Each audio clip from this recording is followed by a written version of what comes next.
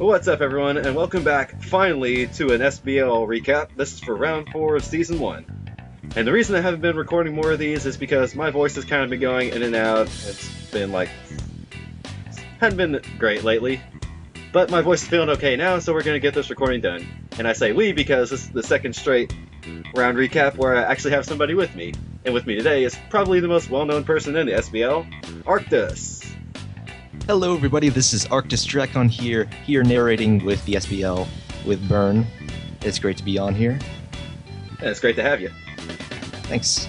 Alright, so this is for round 4. This was actually my bye round, so I just got to sit back and watch all the magic happen. And I had my bye round the last round, so I kinda had to fight here, so yeah. Yep, everyone has their bye round at one point or another. Yep. Alright, and before we get into the matches, which are actually pretty interesting on their own, we're going to start off with a few transactions. There were 3 total for round 4, beginning with Patina and the Miami Manapees, as he chose to swap in Rotom Heat for Bastiodon. This one, I feel like this is honestly a pretty good swap for Patina because he didn't have an electric type previously. And electric types are very valuable in this type of format because of Volt Switch and all those shenanigans. And you know, Bastiodon is a good wall as it is. However, Rotom Heat is a... Did I mess that up? No, you're good. Yeah, Rotom Heat is a good pivot, which is something that he should probably use for his team. And I have a feeling we'll be seeing a lot of Rotom Heat in the future. I just get the feeling. As for Bastiodon, though, I mean, like you said, it is a good wall, but honestly, it just did kind of seem out of place on Pip's team, since he already had Registeel too. As well, it's just really slow, just kind of inferior to Registeel in most ways. I think it has better attack, but it probably doesn't, actually. Actually, Bastiodon's offenses are pretty weak. It's mostly just a support mon. Yeah, it is sort of like the opposite to Rampardos, which is all attack, no defenses. So I would understand that it has no offensive capability whatsoever. Yeah, when you put it into perspective like that, it makes perfect sense. Yeah, and Registeel is way more rounded in general. That it is. Alright, and the second transaction came from Rock and Lyford City as he chose to swap in Clowitzer for Trevenant.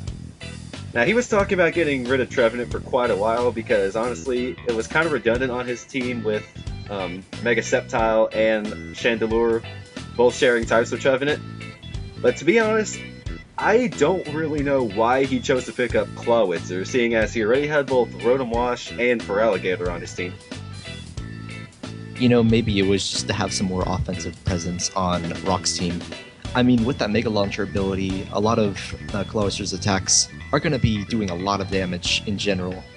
And, well, even though Trevenant is still... It does have this nice gimmick with the Harvest and Horn Leech. However, it's just not... It just does not go up to speed with all of the other grass types that he has at his disposal. Yeah, this is true. I mean, maybe Clawitzer will prove me wrong and put in some work, but I really just feel like it's redundant on his team. But hey, it could work out for him. Alright, and the last transaction of round 4 actually came from Arctus here, as the Green Bay Pachirisus decided to swap in Mega Garchomp for Mega Sharpedo. Arctus, take it away. Alright, so, you know, the original reason I took Mega Sharpedo is, I'll be honest, I didn't know about the rule where you had to Mega Evolve as soon as you sent out to your Pokemon, so I was kind of curious why Mega Sharpedo was so low on the tier list, because Speed Boost plus Strong Jaw, that seems like a really good combination. It feels like it should have been higher. So I just sort of took it. I didn't know about you couldn't use Speed Boost, so it just seemed like dead weight on my team, and plus the paper-thin defenses that Mega Sharpedo has, you could barely switch into anything. I took it... I remember I think it was like round 2 or so, with fighting Zap. Might have been round 1, I forget. It was round 2. But either way, I took like a Ice Beam, and it did like a heck of a lot of damage, even though it was Mega Sharpedo. It should have resisted that at the very least, but it didn't exactly do that, did it? So I switched it in for Mega Garchomp. Now, while Mega Garchomp is, like, you know, much slower, and in general just inferior to regular Garchomp. The defenses of Mega Garchomp are just way better, and the ridiculous attack is just something I could have probably played around with, which I did in one of these rounds, in one of these battles. Spoiler alert. But yeah, I will make much better use of Mega Garchomp as things go on, and I hope to utilize Mega Garchomp's abilities as we keep going through these next few rounds. And yeah, I do think Mega Garchomp was actually a pretty good surprise pickup, because while most people see Mega Garchomp as inferior to its regular counterpart, like you said, Mega Garchomp still puts in work all its own. And I'm basically just trading one shark for another. Yep. Basically, half shark for land shark. Basically. Alright, and now that we're done talking about the transactions, now we'll actually get on to the matches. Alright, the first one was Crimson and the Arizona Arcanines against Omega and the Philadelphia Tyranitar. To the match, Crimson brought Infernape, Luxray, Tyrantrum, Mega Manectric, Weavile, and Chestnut, while Omega brought Tyranitar, Mandibuzz, Mega Blastoise, Dragology, Dusclops, and Mew. This was a battle of two undefeated players. Basically, the winner of this match was able to pretty much keep pace with me, since that's pretty much what I told people during my bye week. Alright, this is your opportunity to catch up to me. Alright, it started off with Chestnut versus Mew, and it started off like pretty much any competitive Pokemon battle. Hazards. Yeah, they basically just traded Hazards, Mew with the Stealth Rocks and Chestnuts with the Spikes. Mew does get off the knockoff in order to get rid of a Chestnut's item. I forget what it was. I don't have the screen up. It's a Rocky Helmet. We'll get rid of that, so no more residual damage. True. And then it just decides to switch out. Was it Chestnut that switched out? No, Mew switched out first to Dragology, Right. which was a good switch for Omega, but there was no way that Crimson was keeping his Chestnut in on Dragology, so he swapped out, what did he swap out to? I want to say Weavile, maybe? I don't really remember off the top of my head. Now, Dragology is definitely a really powerful Pokemon. I think it's borderline 2 or so. It is. And so people sort of underlook Dragology a little bit. But just looking at its special attack capabilities, I was actually really fearing it do a lot of damage. Yeah, Dragology is very powerful. And I just noticed my one typo for this video. I didn't put a death in Chestnut's column. I have one typo every video, so this is my typo for this video. Chestnut, you did have a death, sir. Well, at least we're getting out the errors early. Yeah, and I even proofread this one. Oh well. Oh, wow. Alright. But yeah, Dragology was able to put on the most pressure to Crimson's team. And to be honest, from what I could tell from Crimson, he was actually kind of cocky this match. Because in practice battles, Crimson was beating Omega, believe it or not. So maybe that cockiness kind of brought down Crimson a little bit, but what really did it for Omega was good preparation. Now, something in the match when Crimson brought out Weavile, it was kind of interesting because Omega did a lot of switch-ins. First, switching out Mew to Blastoise, and then switching out Blastoise again for... I think it was Mandibuzz. What was it? Mandibuzz. Yeah, but... No, it was Mew to Dragology to Blastoise to... what is it? Mandibuzz. Yeah. So, I mean, I'm not exactly sure why there were so many switches, but like you said, Omega and Crimson were fighting a lot, so perhaps Omega predicted the counter from Weavile, which may have taken out Blastoise. Now, personally, I don't think that... I think that Blastoise would have been perfectly fine and would have been able to tank Weavile's counter, because Yeah. I'm just thinking that Omega might have used Rapid Spin. Yeah. But either way, preserving that Blastoise in order to just take out Weavile relatively easy. Yeah, to be honest though, I was very surprised at the Mandibuzz switch, because I think at that point, Crimson was just resolved to use an Icicle Crash, and the Mandibuzz actually survived a Life Orb Icicle Crash. I guess Mandibuzz was kind of running a more physically defensive spread, and it really helped. And then Mandibuzz was actually able to be take... fair, Mandibuzz is... Yeah, go ahead. To be fair, Mandibuzz is a very defensive Pokemon just in its moveset as well as its stats in general. I mean, I guess we don't really see Mandibuzz that much in general, so it's very hard to judge based on that. And However... You go ahead. Yeah, you can talk. Alright, and Mandibuzz was actually really surprising to me in this match, and not only the fact that it was able to take a Life Orb Icicle Crash from Weavile, but after that, it was able to take a close combat from the Infernape and live with like 8% HP. But it was also surprising to me that for whatever reason, Omega chose not to go for Roost.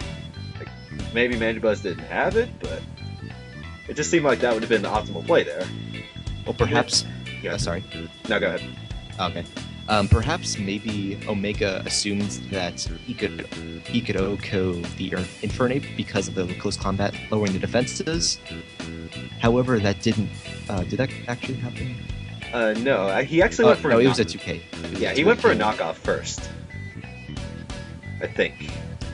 And then the Infernape... It was a knockoff and... Sorry. Wow, we're out of this. it's all good. Don't worry about it. Then the Infernape actually went for Shadow Claw of all things to try to kill the Mandibuzz, thinking it would kill because it was low, but Mandibuzz actually survived and then just killed Infernape with Foul Play.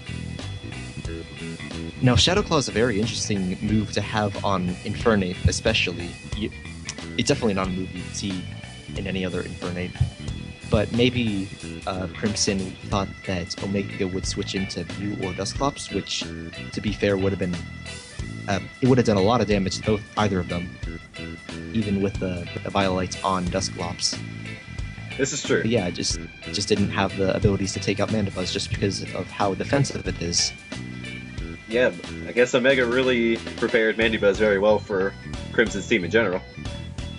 Of course, then, since it was so low on HP, Tyrantrum would have came in and would have been able to kill it by just looking at it the right way.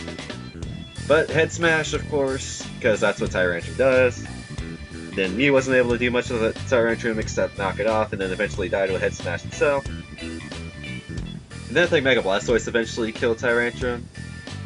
And then Luxray made his season debut for Crimson, killing off the Mega Blastoise, and then eventually dying to its own Flame Orb recoil because it was Guts.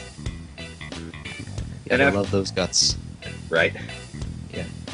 And then after a little swapping around on Omega's side, he was eventually able to pick up the 3-0 victory and stay undefeated.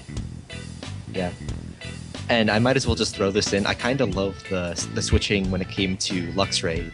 First of all, with Tyranitar versus Luxray, Luxray roars out the Tyranitar.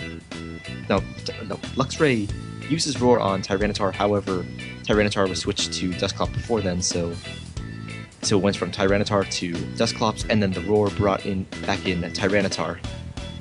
So Luxray decides not to go for a Roar again, and instead go for a Facade. However, he switched back into Dusclops and just, immunity.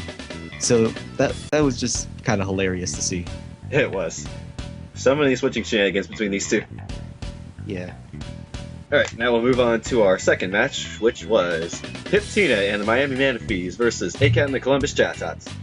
To the match, Patina brought Azumarill, Mega Diancie, Rotom Heat, his newly acquired Rotom Heat, I might add, Heracross, Emboar, and Registeel, while ACAT brought Skarmory, Gastrodon, Amoonguss, Sableye, Megazord X, and Espeon. So definitely looking like a very stally set with ACAT there. That's against what he does.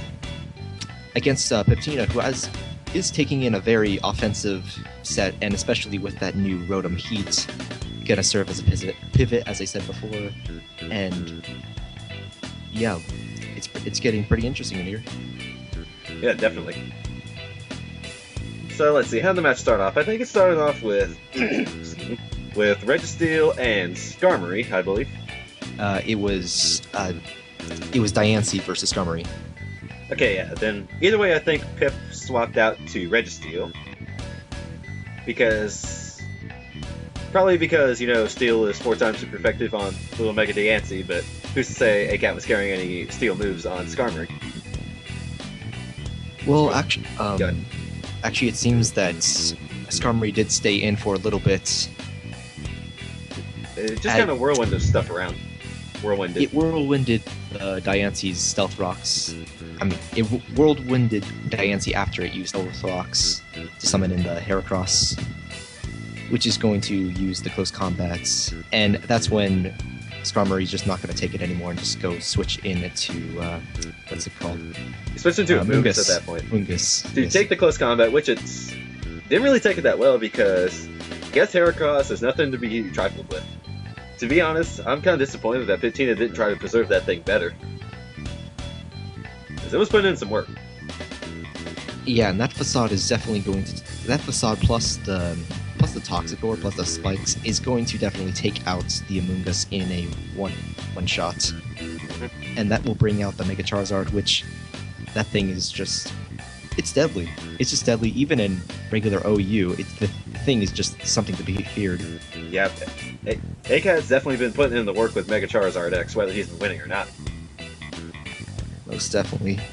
And one thing I really do like about Mega Charizard X here is that it goes for Flame Charge. Now, even though it was a Mega Heracross, he probably could have just predicted the switch and gotten for Dragon Dance, which is, you know, Mega Charizard X has Dragon Dances in spades, but the Flame Charge, getting off that fire damage plus the +1 speed, that's a really interesting move to have on Mega Charizard, because you don't normally see that. Normally, you'd see Mega Charizard running Flare Blitz. Right. Yeah, props. Sorry. Yeah, props to ACAT for thinking outside the box there. Because he also had Steel Wing for the Mega Diancie. Yeah, surprisingly, like, Flame Charge in general just is a good move, but I don't see it used on many Pokemon, and even, like, despite being so good, it's kind of underrated in that regard. Definitely. And eventually the Mega Charizard went down to Toxic damage. I don't remember what laid the Toxic on him, but Mega Diancie, all it had to do was go in, protect, and Mega Charizard was dead. That was Registeel, which also did a very good job on tanking those Flame Charges, by the way. Just yeah, the power definitely. of Registeel. Yeah, Registeel's bulky. And his Gastrodon set, ACAT's, was actually very interesting. He was running both Counter and Mirror Coat. Now, it was kind of sad, though, because a lot of the Mirror Coats used during this battle just sort of failed because of switches. Yeah, it was able to get a kill with Counter on the Emboar, though, which, at that point, why in the world did Patina go for Flare Blitz on a Gastrodon? That I don't get. But regardless, Gastrodon was able to kill it with a counter, and then eventually the Azumarill was able to come in and just get a few kills. This Azumarill was completely ridiculous. I think it harkens back to what I said about this team being very offensively based, and this Azumarill is just showing that indefinitely with that belly drum into, what is it? Play Rough? Well, actually, what does it use on it? It used Play Rough, but it actually missed. Yeah, it used Play Rough. And then it used Knock Off, which is going to just destroy the Gastrodon. Yep. What did it in for the Azumarill, though, was the Sableye actually was able to come in and get off a Will-O-Wisp on it, and not Will-O-Miss, thankfully for ACAT. And the Azumarill was so low that after it killed the Sableye with the Play Rough, it went down to the burn damage. So at that point, though, it was actually just ACAT's Espeon versus Mega Diancie and Rotom Heat on Pip's side. And all Patina had to do was stall for a little bit, and eventually he ended up a 2-0 victor. Now, to be fair for ACAT, using the substitutes on the Rotom Heat was a very good play, because that means that Rotom Heat is going to be at 0.5 times the special attack. Which, I mean, though it didn't really matter in the end because Patina won, it was still a very good play and could have really changed the tides how, if this were to occur earlier in the battle. Yeah, definitely. So yeah, basically, ACAT went for a lot of interesting plays, like, for example, the Flame Charge, the counters, and Mirror Coats. But however, the consistent damage from Patina was just too much for ACAT in this match. Yeah, definitely. Yep, that's all we say about that match. Alright, moving on. The next one? Yep, time for the next one, which is Iron and the Germanian Nido Kings versus Zap and the San Diego Electivires. To the match, Iron brought Sylveon, Nidoking, Tangrowth, Cofagrigus, Reuniclus, and Golurk, while Zap brought Scizor, Salamence, Frostlass, Ampharos, Melodic, and Heatran, which I'm dubbing for Zap to be the main squad, because he's brought those more often than not. Now, Iron's team is definitely looking pretty defensive when it comes to all of the Pokemon like, Cofagrigus, Tangrowth, a lot of Reuniclus as well, but a lot of slow Pokemon such as I'm pretty sure Nidoking's pretty slow. Sylveon. Actually, Nidoking's not that slow. Actually, Yeah. maybe like 95 base speed or something like that. Maybe a little slower. Yeah, but it's not like super. It's not like super fast. Right. Zappy seems kind of hard to really judge. It seems sort of like this sort of mix of both. You got Scizor being Scizor and Salamence being very offensive, Melodic being defensive. Ampharos, I'm pretty sure, is more of a defensive Pokemon if you would ask me. Depends on how he runs it, honestly. Yeah. Heatran definitely is an offensive Pokemon in general, with really good defensive typings. And Frostlass, as we've seen in other matches before, is going to be that setup Pokemon. Yep, and he let off with it too against the Tangrowth, and actually just played that Tangrowth for a fool, to be quite honest. As he taunted the Tangrowth as it tried to go for Leech Seed, because, Leech Seed always wins. But that didn't work out, then Frostlass was able to one-shot the Tangrowth with an Ice Beam, then play around with the Sylveon. That thing just must not have been very special defensive invested. That Yep. or Frostlass was just very might have been running a mod as Frostlass. I It don't might have exactly know Zap's sets or not, but still the Oko with the Ice Beam was definitely very surprising. It was. I mean, Tangrowth's special defense isn't that really too high, but I would have expected Tangrowth to be bulkier than that. Maybe one of them can clarify later on.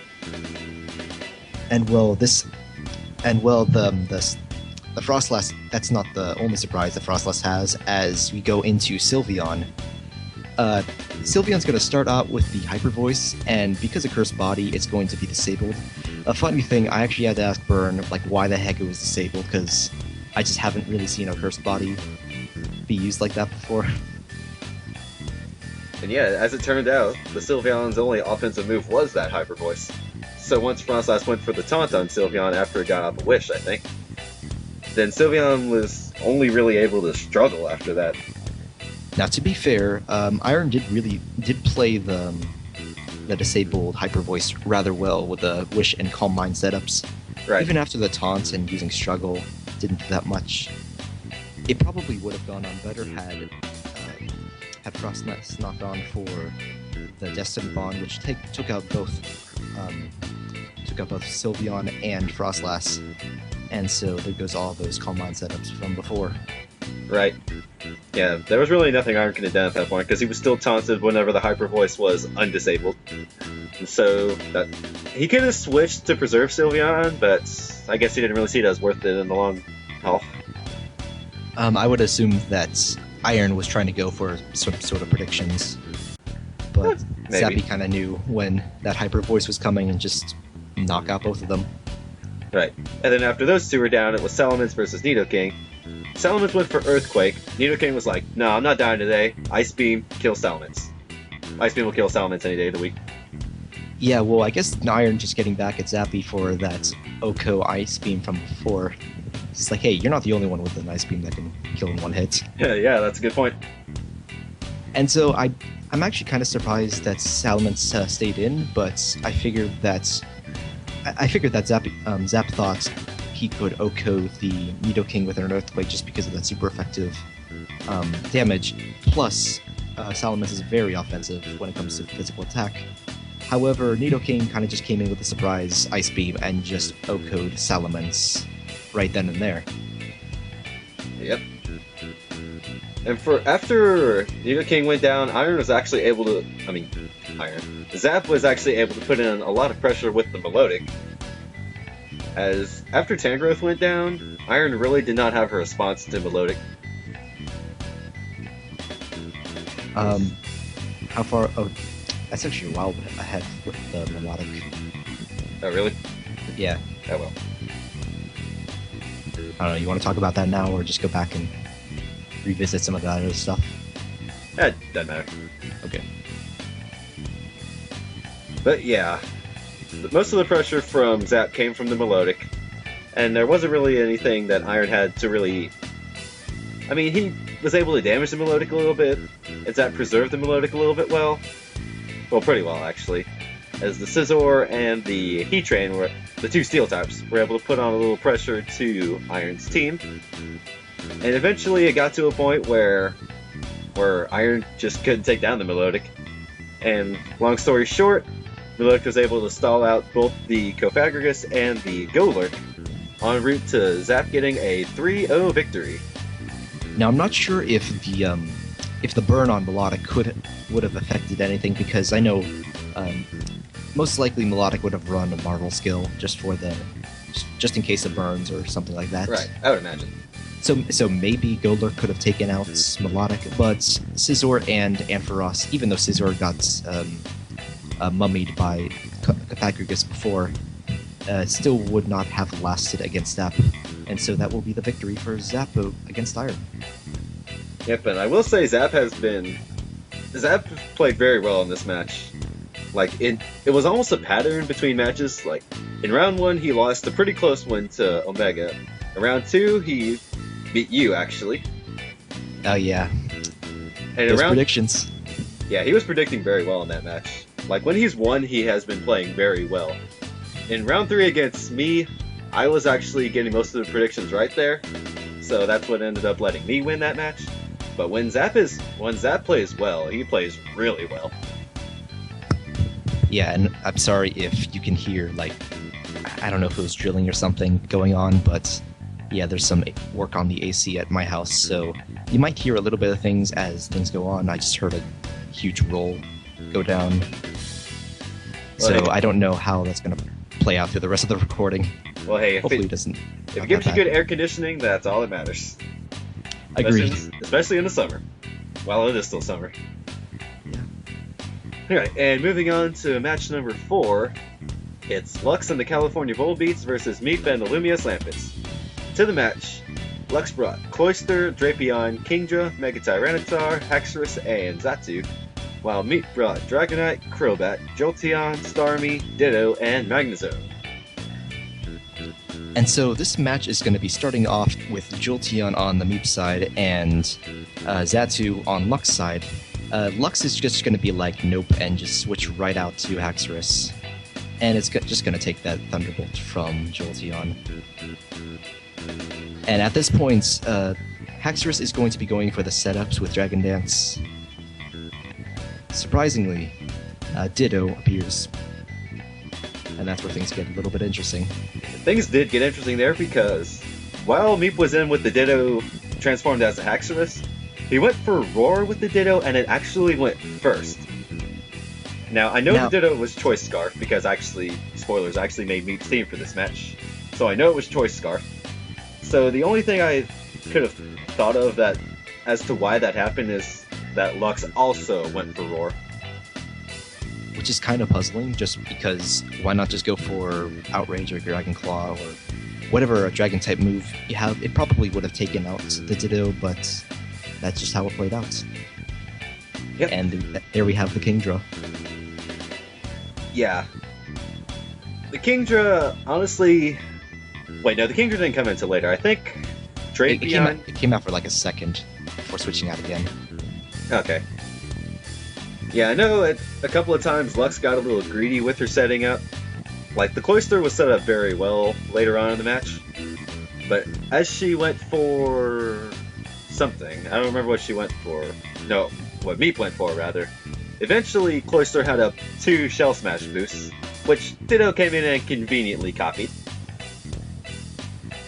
And Ditto is, like surprisingly, Ditto is not going to be doing as well with these, just because it locks itself into Ice Shard, preferably just to keep the boost and to survive whatever the heck Cloyster's got for him. Right. I mean, and the Ice Shard was able to kill the Cloyster because it was down to its Focus Sash. But that's when Lux got a little greedy with Kingdra, as Ditto went for the Ice Shard. It did a good amount of damage, but Lux went for the Focus Energy with Kingdra, like trying to set up the Sniper. But then Ditto was able to kill it with another Ice Shard, and then Kingdra didn't really get to do anything. And Drapion came in, able to survive a Ice Shard, and then roar out the Ditto. And this is going to bring in Starmie, which immediately just goes back out into Dragonite. And as Meep's doing his sort of thing with the switching, Drapion is just going to go ahead and set up with the Toxic Spikes, which is going to be pretty bad for Meeps because, well, not too bad. Only Starmie and Ditto will really be affected by it. Everything else is just kind of floating. True. Because I think Jolteon might have been dead by that point. Yeah, it is dead. Hey, but eventually, I think at one point, yeah, after Starmie got a couple of kills, Tyranitar was able to come in and revenge kill it with a Pursuit after not getting burned by Scald. Which, hey, something didn't get burned by a Scald. What the heck? But either way, by that point, Meep had Ditto, Crobat, and Dragonite alive, so all he had to do was send in Dragonite, kill Mega T-Tar with the Earthquake, and get a 3-0 victory. And yeah, so Meep definitely did play some of that pretty well against Lux sort of setting up. Well, Lux definitely could have, swept through Meep's team if she had just preserved her setups. I think if she had used Dragon Attack against Ditto in the first place, that perhaps she could have killed the Ditto and possibly some other Pokemon as well. And therefore there wouldn't be as many problems when it came to Cloyster also setting up. This is true. I mean, to be quite honest though, who would have guessed that Haxorus versus Ditto, that they both would have gone for Roar? I didn't see that coming. I don't think anyone saw that coming. But yeah, Ditto really was kind of the star of this match. It basically forced all the switches when it came to the setting up that Lux tried to do. Right. Alright, and that's pretty much all we can say about that match. And Arctis has been waiting for a while to talk about his match, and his was actually the last of the round, so we'll get to that now. He and the Green Bay Pachirisus took on Rock and Lyford City. To the match, Arctis brought Mega Garchomp, Latias, Entei, Whimsicott, Magneton, and Tentacruel, while Rock brought Jirachi, Miltank, Tornadus, Terrakion, Rotomosh, and his newly acquired Clawitzer. Arctis, take it away here. Should I just talk about the whole thing? Hey, go for it. I mean, Alright. It's your match. You can talk about like your thought process and stuff. Alright, because I got all the notes for that. Sweet. Of course, I'm prepared for my own matches, of course. Right. And I accidentally deleted the Google Chrome, but at least I still have the notes anyways. There you go. So, for the lead, I chose Tentacruel just because I was afraid of the super effective hits from Rotomosh specifically. I have used Sandslash in the past, however, I did not want it to just get immediately killed by that Rotomosh. So I did stay in for Jirachi because I knew that for the most part, Jirachi just doesn't really carry psychic attacks. And really, most of Jirachi's kits did not have much that could really do anything to Tentacruel, even if Jirachi's sort of a psychic type. Mm-hmm. I'm pretty sure Jirachi does get Zen Headbutt, but Yeah, it gets I don't know. Zen Headbutt, Psyshock, Psychic, and some people even use Heart Stamp on it. like I would have imagined that Jirachi had run a Zen Headbutt, but apparently I thought that it didn't run that, which my prediction was correct, so lucky for me there. Yep. But anyways, Jirachi will go for the Iron Head on my Tentacruel, which does Jack. And so once I realized that Jirachi didn't have much for me, I just kind of stayed in to set up Toxic Spikes twice. And so that'll just get off all the poisons on all the Pokemon. Yeah, and one thing Rock's team has lacked in general this entire season is hazard removal, and he had absolutely no way of getting rid of those Toxic Spikes, so they were really there to stay for all eternity if they wanted to. And so, yeah, I just keep spamming Scald because why not? I got off a Scald on Jirachi, then Jirachi switches out and goes for Rotom Wash, just for the electric type. Mm-hmm. For whatever reason, I keep using Scald. It does get the burn on it, and perhaps I didn't think about like electric attacks. So I do tank a